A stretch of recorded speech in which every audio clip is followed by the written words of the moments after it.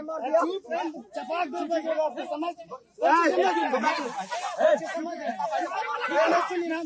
काय किया?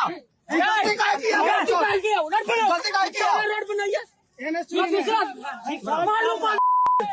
गलती किया? अरे यार, मार तो भाई को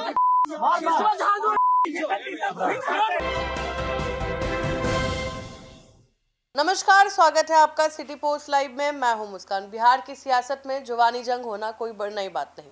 बयानों के तीर चलते हैं, पलटवार होते हैं और बात आई गई हो जाती है। लेकिन जब राजनीति की ये कड़वाहट सड़कों पे उतर आए, जब बयानों का बदला लाठी डंडा गाली गलौज और जाति सूचक शब्दों से किया जाने लगे, तो समझ लीजिए कि लोकतंत्र खतरे में है।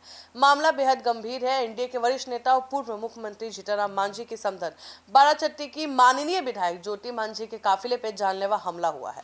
आरोप है कि ना ही सिर्फ उनके काफिलों को रोका गया, बल्कि उन्हें सरेआम जाति सूचक शब्द कहे गए, भद्दी भद्दी गालियां दी गई और जब सुरक्षा गार्डों ने बीच बचाव करना चाहा तो उनके साथ भी हाथापाई की गई। इस मामले में पुलिस ने तुरंत कार्रवाई करते हुए 11 लोगों के खिलाफ नामजद और कई अज्ञात लोगों पर एफआईआर दर्ज हुआ है। लेकिन इस पूरी घटना की जो सबसे संवेदनशील कड़ी है वो है कि मुकदमा सिर्फ यादव समाज के लोगों पर हुआ है।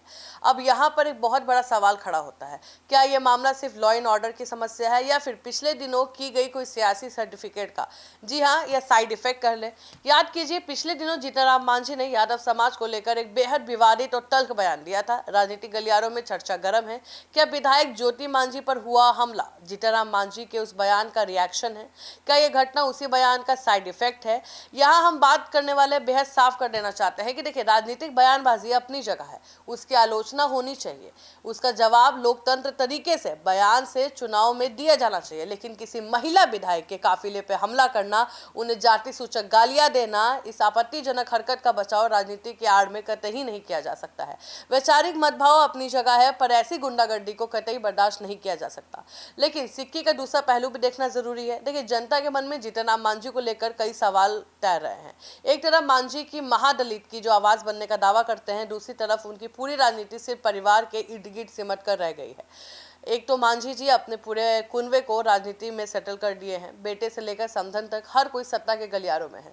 ऊपर से अपने बयान से आए दिन अपनी और अपनी पार्टी की कहीं ना कहीं कंट्रोवर्सी में आ जाते हैं। और पिछली विधानसभा चुनाव की तस्वीर याद कीजिए, एनडीए के अंदर सीटों के बंटवारे को लेकर मांझी जी भी अड़ गए थे।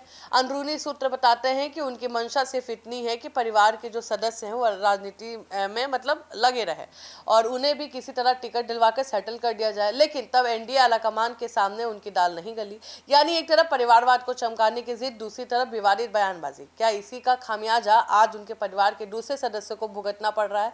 देखिए, सवाल कई है। क्या यादव समाज को जानबूझकर इस विवाद में घसीटा जा रहा है या कुछ असामाजिक तत्वों ने पूरे समाज को बदनाम करने का ठेका ले रखा है?